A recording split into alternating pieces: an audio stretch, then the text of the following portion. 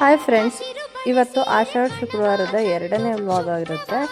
ಎಂದಿನಂತೆ ನಾನು ಹಿಂದಿನ ದಿನ ರಾತ್ರಿನೇ ಎದ್ದು ಮನೆ ಕ್ಲೀನ್ ಮಾಡಿಕೊಂಡು ಬೆಳಿಗ್ಗೆ ಎದ್ದು ಸ್ನಾನ ಮಾಡಿಕೊಂಡು ಪೂಜೆ ಮಾಡ್ಕೊಳ್ತಾ ಇದ್ದೀನಿ. ಈಗ ಪೂಜೆ ಎಲ್ಲ ಮುಗಿಸ್ಕೊಂಡಿದ್ದಾದಮೇಲೆ ದೇವಸ್ಥಾನಕ್ಕೆ ಹೊರಟಿದ್ದೀನಿ. ಎಂದಿನಂತೆ ನಾನು ಗ್ರಾಮ ದೇವತೆ ದೇವಸ್ಥಾನಕ್ಕೆ ಹೋಗ್ತಾ ಇದ್ದೀನಿ. ಅಲ್ಲಿ ನಿಂಬೆಹಣ್ಣನ ಆರತಿ ಮಾಡೋದಕ್ಕೆ ಅಂದ್ಬಿಟ್ಟು ಇವತ್ತು ನಾನು ನಿಂಬೆಹಣ್ಣನ ಆರತಿ ಜೊತೆಗೆ ಬೆಲ್ಲದ ಆರತಿ ಕೂಡ ಮಾಡ್ತಾ ಇದ್ದೀನಿ. ದೇವರಿಗೆ ತುಂಬ ಶ್ರೇಷ್ಠ ಮತ್ತು ತುಂಬ ಒಳ್ಳೆಯದು. ಈ ಆಷಾಢ ಶುಕ್ರವಾರ ಟೈಮಲ್ಲಿ ಎಣ್ಣೆ ದೇವರಿಗೆ ಉಪ್ಪಿನ ದೀಪ ಹಚ್ಚೋದ್ರ ಜೊತೆಗೆ ಈ ಥರ ನಿಂಬೆಹಣ್ಣು ಆರತಿ ಮಾಡ್ಕೊಳ್ತಾರೆ, ಬೆಲ್ಲದ ಆರತಿ ಮಾಡ್ತಾರೆ, ಬೆಟ್ಟದ ನಲ್ಲಿಕಾಯಿ ಆರತಿ ಮಾಡ್ತಾರೆ. ಈ ರೀತಿ ತಾಯಿಗೆ ಸೇವೆ ಮಾಡೋದ್ರಿಂದ ತಾಯಿನ ತೃಪ್ತಿ ಆಗ್ತಾಳೆ, ನಮಗೂ ಆಶೀರ್ವಾದ ಮಾಡ್ತಾಳೆ. ಇವತ್ತು ನಮ್ಮ ಗ್ರಾಮ ದೇವತೆಗೆ ಹಸಿರು ಸೀರೆಯಿಂದ ಅಲಂಕಾರ ಮಾಡಿದ್ರು. ತುಂಬ ಚೆನ್ನಾಗಿ ಅಲಂಕಾರ ಮಾಡಿದ್ರು. ನೋಡ್ಬೋದು, ನಮ್ಮನೆ ಇವತ್ತು LG ಫ್ರಿಡ್ಜ್ ಬಂದಿದೆ, ಅದನ್ನ ಅನ್ಬಾಕ್ಸ್ ಮಾಡ್ತಾ ಇದೀವಿ.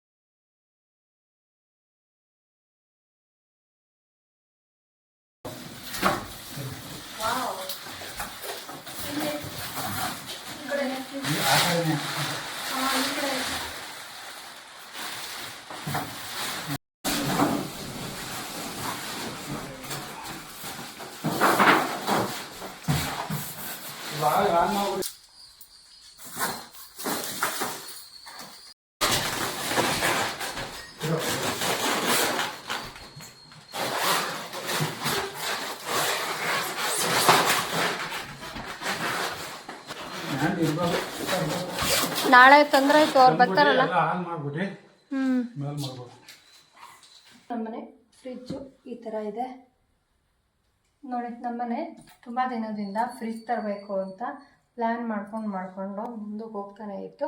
ಫೈನಲಿ ಇವತ್ತು ಆಷಾಢ ಶುಕ್ರವಾರ ಆಗೋದ್ರಿಂದ ಇವತ್ತು ತರಿಸ್ಕೋಬೇಕು ಅಂದ್ಬಿಟ್ಟು 2ನೇ ಆಷಾಢ ಶುಕ್ರವಾರದಲ್ಲಿ ನಮ್ಮನೆ ಹೊಸ ಫ್ರಿಜ್ ಬಂದಿದೆ.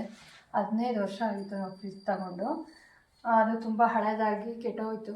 ಹಾಗಾಗಿ ನಾವು ಒಂದು ಮಂತಿಂದನೂ ಹುಡುಕ್ತಾ ಇದ್ದೋ ಒಳ್ಳೆ ಫ್ರಿಜ್ ತೊಗೋಬೇಕು ಅಂತ. LG ಕಂಪ್ನಿದು 340 ಲೀಟರ್ಸ್ದು ಫ್ರಿಜ್ ತರಿಸ್ಕೊಂಡಿದ್ದೀವಿ. ರಿವೀಲ್ ಮಾಡ್ತಾಯಿದ್ದೀನಿ ಒಳಗಡೆ ಎಲ್ಲ ಹೇಗಿದೆ ಅಂತ ಅಂದ್ಬಿಟ್ಟು. ನೋಡೋಣ ಬನ್ನಿ. ನಾನು ಎಕ್ಸೈಟ್ ಆಗಿದ್ದೀನಿ. ಹೆಂಗಿದೆ ನಮ್ಮನೆ ಫ್ರಿಜ್ಜು ನೋಡೋಣ. ನೋಡ್ಬೋದು, ಈ ಥರ ಇದೆ ನಮ್ಮನೆ LG ಫ್ರಿಜ್ಜು. ಇದು ವಾಟ್ರ್ ಬಾಟ್ಲ್ ಇಟ್ಕೊಳ್ಳೋಕ್ಕೆ ಅಂದ್ಬಿಟ್ಟು ಇದರಲ್ಲಿ ಕಂಟೈನರ್ಸ್ ಇಟ್ಕೊಳ್ಳೋದು. ಆಮೇಲೆ ಇದರಲ್ಲಿ ಕಾರ್ಡ್, ಫ್ರೂಟ್ಸು. ಈ ಡ್ರಾಯರ್ ನನಗೆ ತುಂಬ ಇಷ್ಟ ಆಯಿತು. ನನ್ನ ಶೋರೂಮಲ್ಲಿ ನೋಡ್ತಿದ್ದಂಗೆ ಈ ಕಂಟೈನರೆಲ್ಲ ತುಂಬ ಚೆನ್ನಾಗಿರುತ್ತೆ ಮತ್ತು ನೀಟಾಗಿ ಆರ್ಗನೈಸ್ ಮಾಡ್ಕೋಬೋದು ಅಂದ್ಬಿಟ್ಟು ನನಗೆ ತುಂಬ ಇಷ್ಟ ಆಯ್ತಿದ್ದು. ಹಾಗಾಗಿ ತಗೊಂಡೆ. ಸ್ಟೋರಲ್ಲಿ ಸ್ಟೋರೇಜ್ ಮಾಡಿ ಇಟ್ಕೋಬೋದು, ಅದು ಚೆನ್ನಾಗಿರುತ್ತೆ. ಇದು ಬಂದು ಮೇಲ್ಗಡೆ ಫ್ರಿಜ್ಜು, ಕೆಳಗಡೆ ಫ್ರೀಝರು. ಈ ಥರ ಇದೆ. ಈ ಫ್ರೀಜರಲ್ಲಿ ಚಿಕನ್ನು, ಮಟನ್ನು, ಕೇಕು, ಐಸ್ ಕ್ರೀಮ್ಸ್ ಎಲ್ಲ ಇಟ್ಕೋಬೋದು. ಟೇಬಲು ಇದು ಫ್ರಿಜ್ ಥರನಾರು ಮಾಡ್ಕೋಬೋದು. ಬೇಕಂದರೆ ತುಂಬ ಮಟನ್ನು, ಚಿಕನ್ನು ತಂದಾಗ ಅಲ್ಲಿ ಸಾಕಾಗಲ್ಲ ಅಂದಾಗ ಫ್ರೀಜರ್ ಥರ ಮಾಡ್ಕೋಬೋದು. ಕನ್ವರ್ಟೇಬಲ್ ಆಗಿರೋದ್ರಿಂದ ಇದನ್ನು ಫ್ರೀಜರ್ ಥರನೂ ಮಾಡ್ಕೋಬೋದು, ಅದನ್ನು ಫ್ರಿಜ್ ಥರನೂ ಮಾಡ್ಕೋಬೋದು. ಇಲ್ಲಿ 3 ಶೆಲ್ಫ್ಸ್ ಕೊಟ್ಟಿದ್ದಾರೆ. ಈ ಶೆಲ್ಫ್ಸು ತುಂಬ ಚೆನ್ನಾಗಿದೆ. ಸಾಕು ನೀರವರಿಬ್ಬರಿಗೇ. ಮಗಳು ಬಂದಾಗ ಜಾಸ್ತಿ ಯೂಸ್ ಮಾಡ್ತಾಳೆ, ಇಲ್ಲ ಅಂದರೆ ನಮಗೆ ಸಾಕು ಇಷ್ಟೇ ಅಂದ್ಬಿಡು. ಸೈಡ್ ಬೈ ಸೈಡ್ ಹೋಗೋಣ ಅಂತ ಅಂದ್ಕೊಂಡೆ. ಸೈಡ್ ಬೈ ಸೈಡು ಒಂದು ಚಿಕ್ಕದು ಪಾರ್ಟಿಷನ್ನು, ಮತ್ತು ಅದನ್ನು ಮೇಂಟೈನ್ ಮಾಡೋಕ್ಕೆಲ್ಲ ತುಂಬ ಕಷ್ಟ ಆಗುತ್ತೆ. ಮತ್ತು ಜಾಸ್ತಿ ಐಟಮ್ ಇಟ್ಕೊಳ್ಳೋರು ಮಾತ್ರ ಯೂಸ್ ಆಗುತ್ತೆ. ನಮಗೆ ಇದೇ ಜಾಸ್ತಿ ದೊಡ್ಡದು ಅಂತ ಅನಿಸುತ್ತೆ. ಯಾಕಂದರೆ ಜಾಸ್ತಿ ನಾನು ಯಾವುದೇ ಥರದ ಐಟಮ್ಗಳನ್ನ ಇಟ್ಕೊಳ್ಳಲ್ಲ. ಇವು ಇಟ್ಕೊಂಡ್ರೂ 1 ದಿನ 2 ದಿನಕ್ಕೆ ಯೂಸ್ ಮಾಡಿಬಿಡ್ತೀನಿ. ಇವತ್ತು ಇಡ್ತೀನಿ ಅಂದ್ಕೊಳ್ಳಿ, ನಾಳೆಗೆ ಅದನ್ನು ಯೂಸ್ ಮಾಡಿಕೊಂಡು ಅದು ಖಾಲಿ ಮಾಡಿಬಿಡ್ತೀನಿ. ವಾರಗಟ್ಟಲೆ ಅಂತೂ ಇಟ್ಕೊಳ್ಳಲ್ಲ. ಹಾಗಾಗಿ ಈ ಫ್ರಿಜ್ಜು ನನಗೆ ವರ್ತ್ ಅನಿಸ್ತು. ಇದು ನನಗೆ ಕಾಸ್ಟು ಎಷ್ಟಾಯಿತು ಅಂತ ಅನ್ನೋದಾದರೆ 57 ಹಾಕಿದ್ರು ಬಿಲ್ಲು. ನಾವು ಡಿಸ್ಕೌಂಟ್ ಮಾಡಿಸ್ಕೊಂಡು 54ಗೆ ಈ ಫ್ರಿಜ್ಜು ನಮಗೆ ಸಿಕ್ತು. ಇವತ್ತೇ ನಮ್ಮ ಮನೆಗೆ ಫ್ರಿಜ್ ಬಂದಿರೋದ್ರಿಂದ ಇವತ್ತು ಒಳ್ಳೆ ದಿನ ಆಗಿರೋದ್ರಿಂದ ಇವತ್ತೇ ಪೂಜೆ ಮಾಡ್ಕೊಳ್ತಾ ಇದ್ದೀನಿ. ಅರ್ಶಿನ ಕುಂಕುಮ ಹೂವು ಇಟ್ಟು ವೀಳ್ಯದೆಲೆ ಬಾಳೆಹಣ್ಣು ಇಟ್ಟು ನೈವೇದ್ಯಕ್ಕೆ ಅಂತ ಅಂದ್ಬಿಟ್ಟು ನಾನು ಬೂದುಗುಂಬಳಕಾಯಿ ಹಲ್ವಾ ಮಾಡಿದ್ದೆ.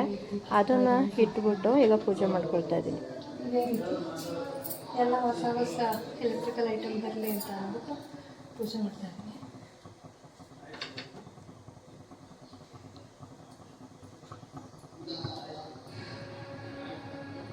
ಫ್ರಿಜ್ ಎಲ್ಲ ಪೂಜೆ ಮಾಡ್ಕೊಂಡಿದ್ದಾದ್ಮೇಲೆ ನೆಕ್ಸ್ಟ್ ಡೇ ಸರ್ವಿಸ್ ಮ್ಯಾನ್ ಬರ್ತಾರೆ ಫ್ರಿಜ್ ಬಗ್ಗೆ ಎಕ್ಸ್ಪ್ಲೈನ್ ಮಾಡೋದಕ್ಕೆ ಅಂದ್ಬಿಟ್ಟು. ಫ್ರಿಜ್ನ 6 ಅವರ್ ಆದ್ರೂ ಇಡಬೇಕು, ಆಮೇಲಿಂದ ಸ್ವಿಚ್ ಆನ್ ಮಾಡಬೇಕು. ಹಾಗಾಗಿ ಮಾರ್ನಿಂಗ್ ಬಂದ್ರವರು ಇವಾಗ ಫ್ರಿಜ್ನ ಹೇಗೆ ಯೂಸ್ ಮಾಡಬೇಕು, ಯಾವ ಥರ ಇಟ್ಕೋಬೇಕು ಅನ್ನೋದು ಮಾಡ್ತಾರೆ.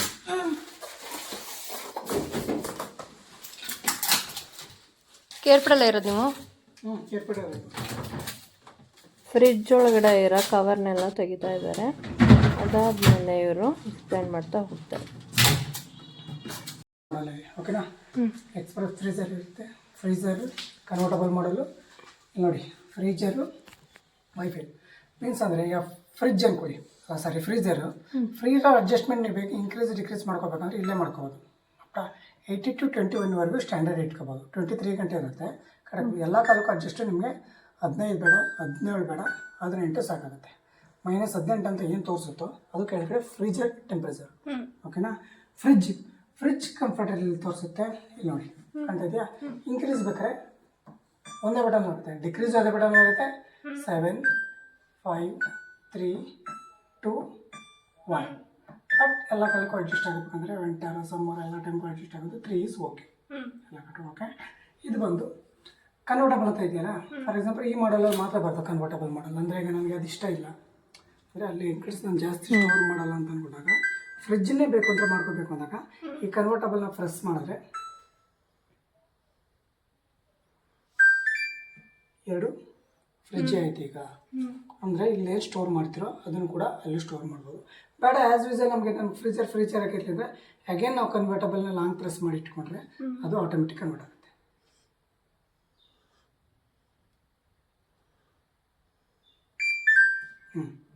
ಫ್ರೀಜರ್ ಆಗುತ್ತೆ. ಎಕ್ಸ್ಪ್ರೆಸ್ ಫ್ರೀಜರ್ ಅಂದರೆ ಪಕನ್ಸ್ ಅಂದರೆ ಫಾಸ್ಟಾಗಿ ಆಗುತ್ತೆ. ಥಿಂಗ್ಸ್ ಬೇಕು ಅಂದರೆ ಇದನ್ನು ವೈಫೈಲೂ ಮಾಡ್ಕೋಬೋದು. ಮನೇಲಿ ಇಂಟರ್ನೆಟ್ ಕನೆಕ್ಷನ್ ಇದ್ದರೆ ಥಿಂಕ್ ಆ್ಯಪ್ ಡೌನ್ಲೋಡ್ ಮಾಡಿಕೊಂಡು ಅದರಲ್ಲೂ ಮಾಡ್ಕೋಬೋದು. ಎಷ್ಟು ಅಡ್ಜಸ್ಟ್ಮೆಂಟ್ ಟೈಮು ಐಟಮ್ಗಳು ಬಂದು ನಿಮಗೆ chicken, mutton, fish, non vegetarian ಆದರೆ ಅಥವಾ ಡ್ರೈ ಫ್ರೂಟ್ಸು, ಕಾಳುಗಳು ಎಲ್ಲ ರೀತಿಯೂ ಸ್ಟೋರ್ ಮಾಡ್ಕೋಬೇಕು. ಆಯಿತಾ? ಅದು ಐಸ್ ಕ್ಯೂಬ್ ಗೊತ್ತು, ವಾಟರ್ ಫಿಲ್ ಮಾಡೋದು ಐಸ್ ಆಗುತ್ತೆ. ಅಷ್ಟು ಐಟಮ್ ಮಾತ್ರ ನೀವು ಕೆಳಗಡೆ ಸ್ಟೋರ್ ಮಾಡ್ಕೋಬೋದು. ಫ್ರೂಟ್ಸು ಮತ್ತು ಹಣ್ಣು ಮತ್ತು ತರಕಾರಿಗಳು 2 ಬಾಕ್ಸ್ ಕೊಟ್ಟಿರ್ತಾರೆ, ಅದನ್ನು ಮಾಡ್ಕೋಬೋದು. ಎಕ್ಸೆಪ್ಟ್ ಈರುಳ್ಳಿ, ಬೆಳ್ಳುಳ್ಳಿ, ಬಾಳೆಹಣ್ಣು 3 ಇಡಬಾರ್ದು. 1, 2, 3 ಈ 3 ನೀವು ಏನಾದ್ರು ಸ್ಟೋರ್ ಮಾಡ್ಬೋದು. ಮಾಮೂಲಿ ಕಿಚನ್ ನಿಮ್ಗೆ ಗೊತ್ತೇ ಗೊತ್ತು.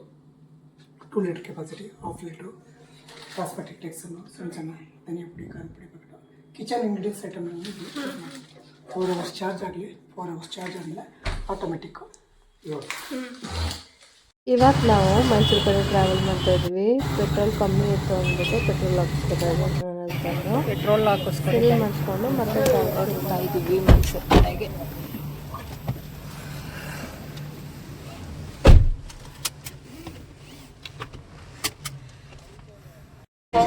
ಮೈಸೂರು ಕಡೆ ಟ್ರಾವೆಲ್ ಮಾಡ್ತಾ ಇದ್ದೀವಿ.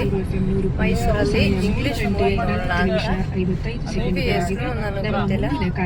ನನ್ನ ಮಗಳು ಬುಕ್ ಮಾಡಿರೋದು, ನಮ್ಮ ಮನೆ ಫಿಕ್ಸ್ ಮಾಡಿರೋದು. ನಾನು ಸುಮ್ಮನೆ ಹೋಗ್ತಾ ಇದ್ದೀನಿ.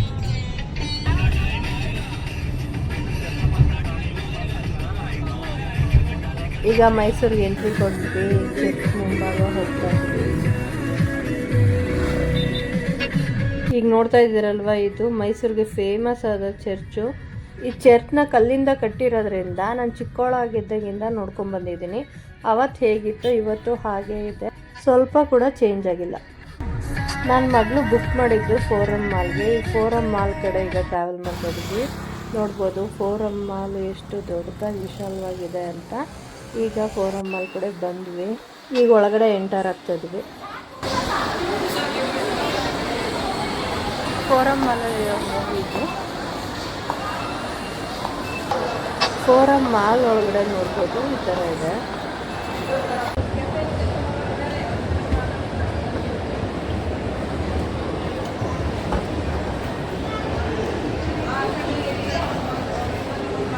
ವಿಕ್ರಮ್ ಮಾಲ್ಗೆ ಬಂದಿದ್ದೀವಿ. ಇಂಗ್ಲೀಷ್ ಮೂವಿ ನೋಡೋಣ ಅಂತ. ಈಗ ಟಿಕೆಟ್ ಬುಕ್ ಮಾಡ್ಕೊಂಡಿದ್ದಲ್ವಾ, ಅದನ್ನ ತೋರಿಸ್ತಾ ಇದ್ದಾಳೆ. 42 ಮೂವಿ ಎಷ್ಟು ಸೂಪರ್ ಆಗಿತ್ತು, ನೋಡ್ಕೊಂಡು ಹೋಗ್ತಾ ಇದ್ದೆ. ಓಡೇಸಿ ಇಂಗ್ಲಿಷ್ ಮೂವಿ ನೋಡ್ಕೊಂಡು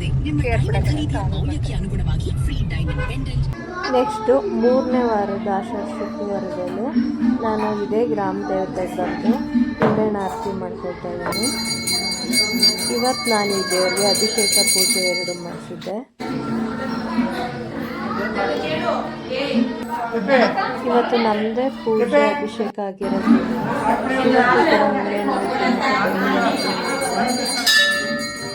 ಇವತ್ತು ದೇವರಿಗೆ ಮೋಹಿನಿ ಅಲಂಕಾರ ಮಾಡಿ ಡೆಕೋರೇಷನ್ ಮಾಡಿದ್ರು. ತುಂಬ ಚೆನ್ನಾಗಿದೆ. ನಾನು ಯಾವಾಗಲೂ ಗ್ರಾಮ ದೇವತೆ ಪೂಜೆ ಮಾಡಿಸ್ತೀನಲ್ಲ, ಅದು ದೊಡ್ಡಕೇರಮ್ಮ, ಪಕ್ಕದಲ್ಲೇ ಚಿಕ್ಕೇರಮ್ಮ ಅಂತ ಗುಡಿ ಐತೆ, ಅಲ್ಲಿಗೂ ಪೂಜೆ ಮಾಡ್ಕೊತೀವಿ. ಅಲ್ಲಿಗೆ ಪೂಜೆ ಮಾಡಿಸಾದ್ಮೇಲೆ ಇಲ್ಲಿಗೂ ಪೂಜೆ ಮಾಡಿಸ್ಬೇಕು, ಅದು ಈ ಊರಿನ ಪದ್ಧತಿ. ಹಾಗಾಗಿ ನಾನು ಚಿಕ್ಕಮ್ಮ ದೇವರಿಗೂ ಸೀರೆ ತಂದು ಅಭಿಷೇಕ ಮಾಡಿಸಿದ್ದೆ. ಹಾಗಾಗಿ ನಾನು ಅದಕ್ಕೂ ಪೂಜೆ ಮಾಡ್ಕೊಳ್ತಾ ಇದ್ದೀನಿ. ಈಗ ಇಬ್ಬರು ಅಕ್ಕ ತಂಗಿರು, ಹಾಗಾಗಿ ಇಬ್ರಿಗೂ ಒಂದೇ ಸತ್ತ ಪೂಜೆ ಆಗಬೇಕು. ಜಾತ್ರೆಲ್ಲೂ ಹಂಗೆ ದೊಡ್ಡಕೇರಮ್ಮ ಹೆಂಗಿರ್ತೋ ಹಂಗೆ ಚಿಕ್ಕೇರಮ್ಮನೂ ತಂದು 2 ದೇವ್ರನ್ನೂ ಒಟ್ಟಿಗೆ ಪೂಜೆ ಮಾಡಿ ಜಾತ್ರೆ ಮಹೋತ್ಸವ ಮಾಡ್ತಾರೆ. ಈ ದೇವ್ರಿಗೂ ಪೂಜೆ ಮಾಡಿಸಾದ್ಮೇಲೆ ನಮ್ಮನೆ ಕಾರ್ಗೂ ಇವತ್ತು ಪೂಜೆ ಮಾಡಿಸ್ತಾ ಇದ್ದೀವಿ. ನಮ್ಮೂರ ಗ್ರಾಮ ದೇವತೆಯಲ್ಲಿ ಇವತ್ತು ಪೂಜೆ ಮಾಡಿಸಿದ್ವಿ, ಅಭಿಷೇಕ ಪೂಜೆನ.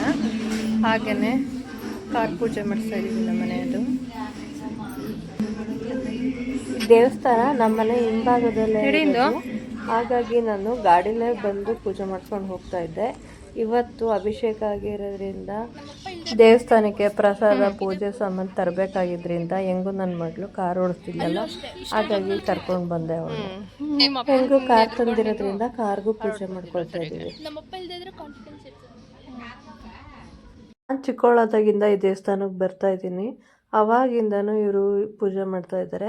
ಇತ್ತೀಚೆಗಷ್ಟೇ ಇವ್ರಿಗೆ ಹುಷಾರಿಲ್ಲದೆ ಇರೋ ಕಾರಣದಿಂದ ಅವ್ರ ಮಗ ಪೂಜೆ ಮಾಡ್ತಾ ಇದ್ದಾರೆ. ಅಷ್ಟು ವರ್ಷದಿಂದ ಈ ತಾಯಿಗೆ ಸೇವೆ ಮಾಡ್ತಾ ಬಂದಿದ್ದಾರೆ. ಹುಷಾರಿಲ್ಲ ಅಂದ್ರೂ ಮನೇಲಿ ಕುತ್ಕೊಳ್ಳೋದಿಲ್ಲ. ಇಂಥ ಸಂದರ್ಭದಲ್ಲಿ ಎಷ್ಟಾಗುತ್ತೆ ಅಷ್ಟು ಹೆಲ್ಪ್ ಮಾಡಿಕೊಡ್ತಾರೆ. ಹಾಗಾಗಿ ಮಗ ಒಳಗಡೆ ಪೂಜೆ ಮಾಡಿ ಪ್ರಸಾದ ಕುಂಕುಮ ಎಲ್ಲ ಕೊಡ್ತಾಯಿದ್ರು. ಇವರು ನಮ್ಮ ಮನೆ ಕಾರಣ ಪೂಜೆ ಮಾಡಿಕೊಡ್ತಾಯಿದ್ರು.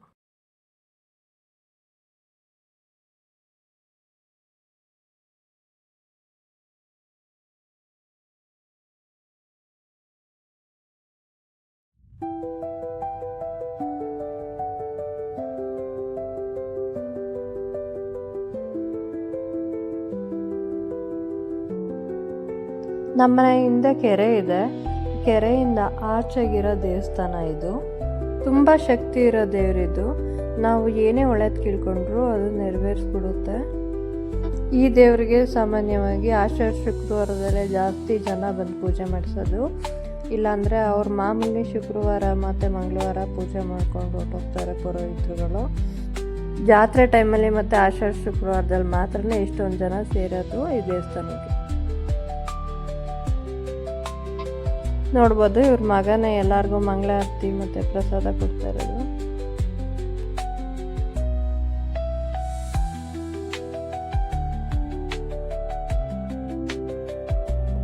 ಈಗ ಪೂಜೆ ಎಲ್ಲ ಮುಗಿಸ್ಕೊಂಡಿದ್ದಾಗಿದೆ, ಮನೆ ಕಡೆ ಹೊರಡ್ತಾ ಇದ್ದೀವಿ.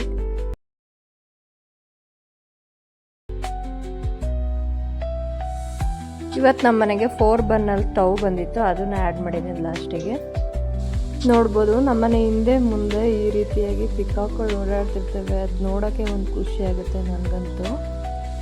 ಇದಾಗಿತ್ತು ಇವತ್ತಿನ ವ್ಲಾಗ್. ಈ ವ್ಲಾಗ್ ಇಷ್ಟ ಆಗಿದ್ರೆ ಲೈಕ್ ಕೊಡಿ, ಕಮೆಂಟ್ ಆಗಿ, ಶೇರ್ ಮಾಡಿ.